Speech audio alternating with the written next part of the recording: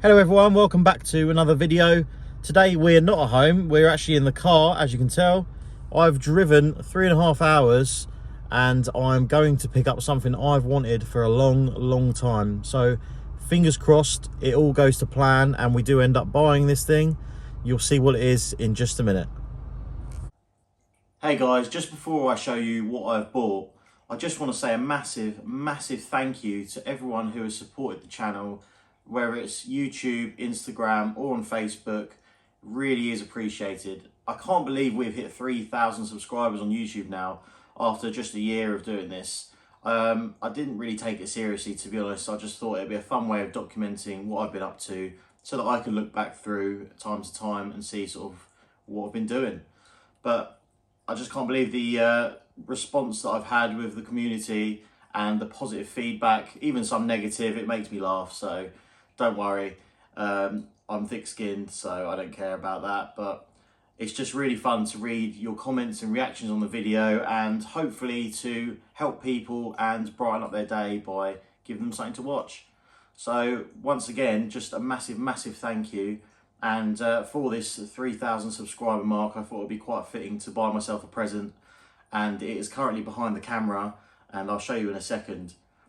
I do also want to say a massive thank you as always to Anthony from AGR Model Railway Store. I just give him a shout out because he's a very good friend of mine and I just want to help his business grow. So if you can go and check them out, that'd be really appreciated. Thank you also to Alan, who is obviously very good at what he does. He's always on the other end of the phone if you want lights fitting in something or any advice. You got all the others. Ollie is obviously very good with his scenic work and we do have a lot of banter, and it has been a fun year, especially with the 5-inch gauge stuff, which is what this might be about. But and James, as always, bit of a partner in crime. Always got a lot of respect for him and he's a very good mate. So hoping to get back out with him soon. Also, Charlotte puts up with a lot of rubbish, so I couldn't do this without her. So thanks to her and thanks to anyone else that I've missed out. But yeah, so let's skip the nonsense and I'll turn the camera around and show you what we've got. Some of you can probably guess, but here we go. And here it is then, surprise, some of you might have guessed it. Yes, I did buy a Class 52 Western in 5-inch gauge. However, this is not the Class 52 in 5-inch that people would have seen on eBay and were trying to get me to buy. This is a different one. The guy on eBay was a bit of a time waster. He was messing me around. I was supposed to go and view it on one Saturday last week or the week before, I think it was. And it got to the Friday night and then he started being a bit awkward. So in the end, it didn't go ahead. So I didn't go up there on the Saturday to view it. And then Saturday night, lo and behold, this one comes up on Facebook. Thank you to Ollie from Wardle Road for finding the link and sending it to me because it's very close to missing it. So I managed to get in there first. I phoned the guy up and unfortunately he was all the way down in Devon, but it gave me something to do. I mean, we've had a pretty crap year, so why not treat yourself, make yourself feel a bit better. And this is really going to be something fun for summer 2021. Now, I do have 4 5-inch gauge locos now. Obviously, I've got 2 20s and the Sentinel. The blue 20 that I haven't painted, that is most likely going to be going to Anthony from AGR because he does like coming out of us to Brent's Railway and enjoying the hobby as well. And he's looking to get into it. So we're probably going to tart that up and that's going to go off to Ant. So that will leave me with this. I'm going to keep the LT20, which if I just give you a size comparison, because I do have the body shell here. It's so much bigger. So the Western is probably 6 foot long, something like that. So as you can imagine, it's not very Charlotte friendly. She came in and saw this on the floor and just thought, oh my God, what have you done now? But you can't put a price on happiness. So I just, I went for it and just thought I'd bite the bullet on what she says. Now handily, it does fit in the house. We've got a nice big corner sofa and it goes along the side down behind our dining table area. So it's out of sight and it just about fits there. So that's quite lucky because otherwise I wouldn't know where I'd put it. But yeah, the Western When I got into 5" gauge after seeing Ollie's first video on Brent's place, I really wanted a Western, and a friend of mine, John Gay, was selling one, but I just couldn't afford it. It was very, very nice. If you search 5" gauge Western Druid, you'll probably find it. And that's sort of an inspiration for this one. I'm pretty much going to copy his loco other than the name and number. This is going to be renumbered into D1015 Western Champion, because I have actually worked on that loco myself quite a lot in my apprenticeship, and I have travelled around on the main line on some of the rail tours as part of the crew. I've also stood right in the middle of the two engines doing 90 mile an hour between Didcot and Reading, and you can literally see the exhaust manifolds glowing, and just the noise of it is unbelievable. The other thing is the Diesel Traction Group, who own 1015 Western Champion, were very kind enough to let me bring someone with me on the Chiltern Champion Tour, which is, I believe, the last tour I did on it, actually.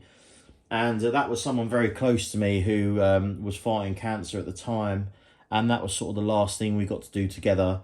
He's a very, very good friend of mine, and it's obviously a memory that I cherish quite a lot, and it's made the loco very special to me. But yeah, so enough of the sadness, but I'm just very, very pleased. Now, condition-wise, underneath, we've had to just Loctite one of the axles, because one of the axles was slightly loose.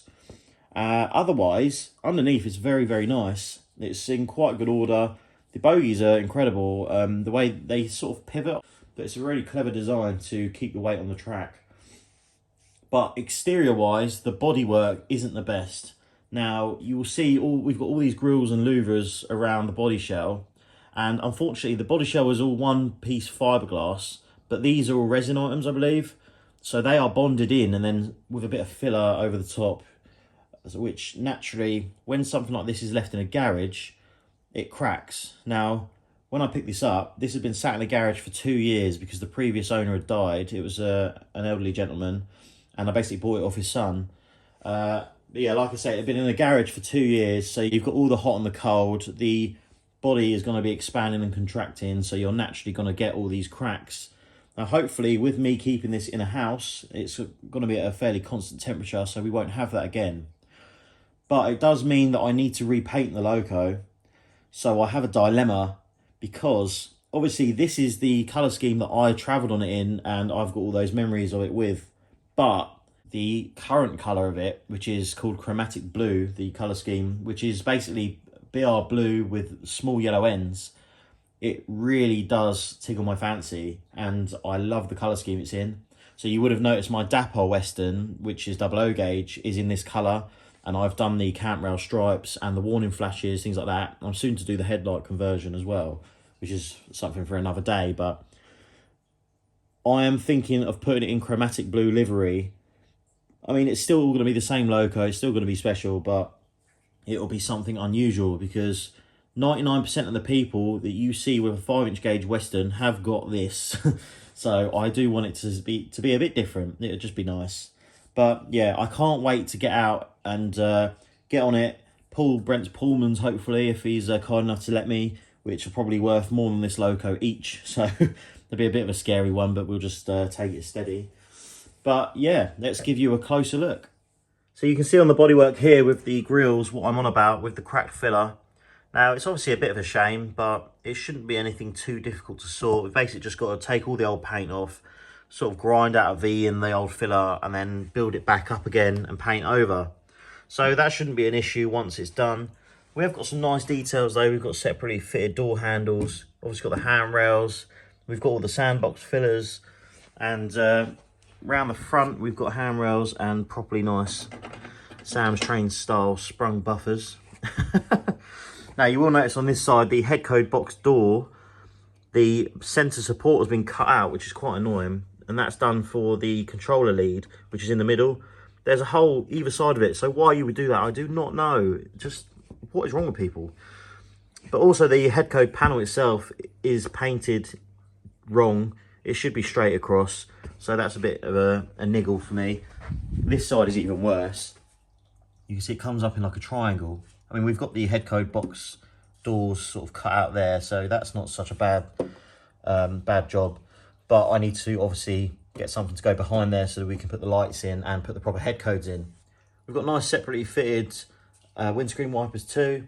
And also on the roof, we have got all the separate mesh for the cooling fans.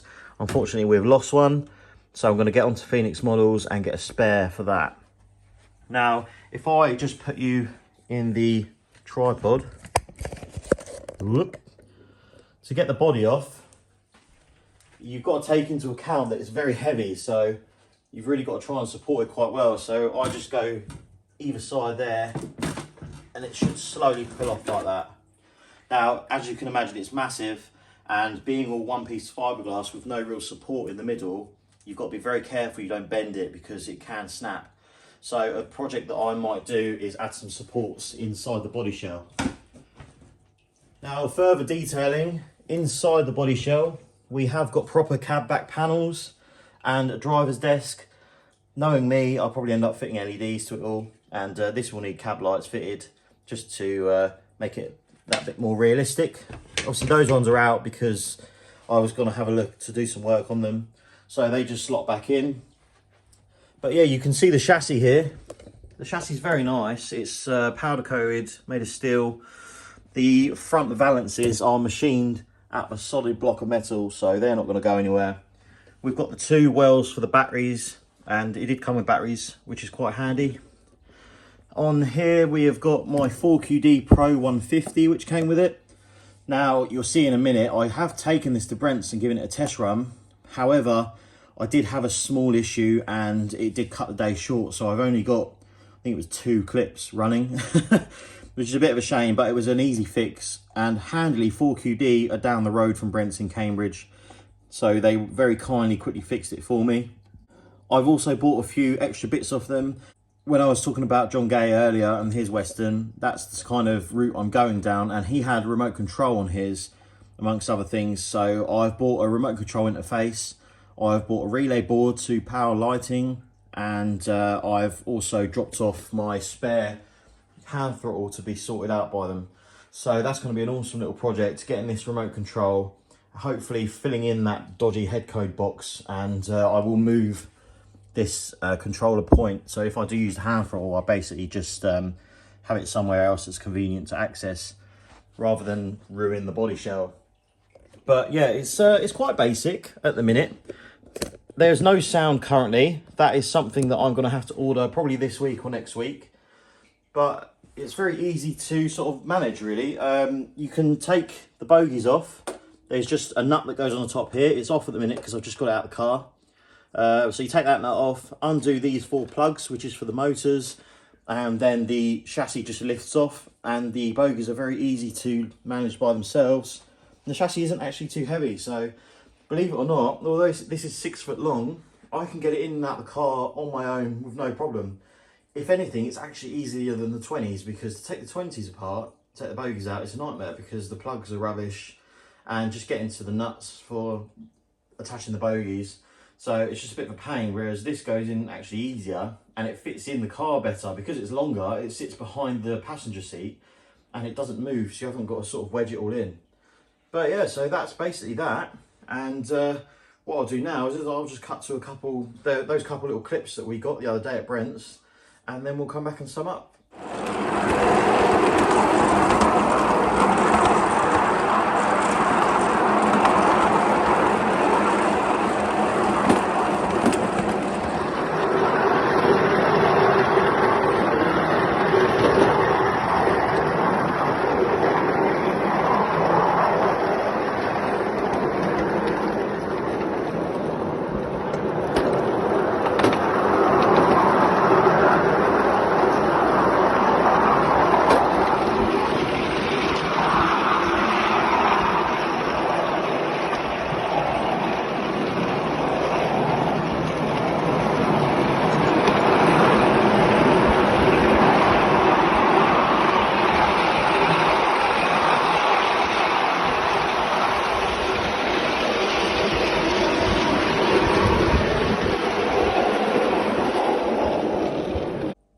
So you would have seen there, unfortunately, as I say, it's only 2 clips, but you'll have to just live with that, I'm afraid. That was pretty much it.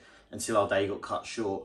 I did manage to run it around a few times and give it a good test, and it performed well, other than the little axle issue we had, which we had to quickly sort out. Other than that, it was good as gold. So all that leaves me to say now is keep watching the channel if you can.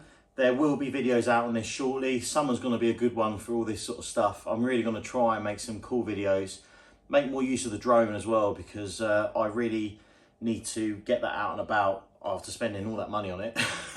As you would have seen, it does produce some nice footage if you get the settings right. So yeah, just stay tuned for that. Please subscribe to the channel, and if you like what you see, leave us a comment, like the video, it really does help. And go on Instagram, Facebook, find me on Underground Eric, and check out Harefield Road, because it's currently undergoing some major changes. So that is going to be a very long video probably. I might actually split it into 2 parts, maybe 3. So keep an eye out for that. And that will probably come out before the 5-inch gauge stuff kicks off. So it won't be long, and I'll get my backside into gear. We've got a few other things on the go, such as the Viva Rail 484. I've still not finished that, and I've got the video pretty much waiting to go. So keep an eye for that as well. I'll get that sorted soon. But other than that, just leaves me to say thank you so much, everyone that has supported us over the year, and long may it continue. See you soon.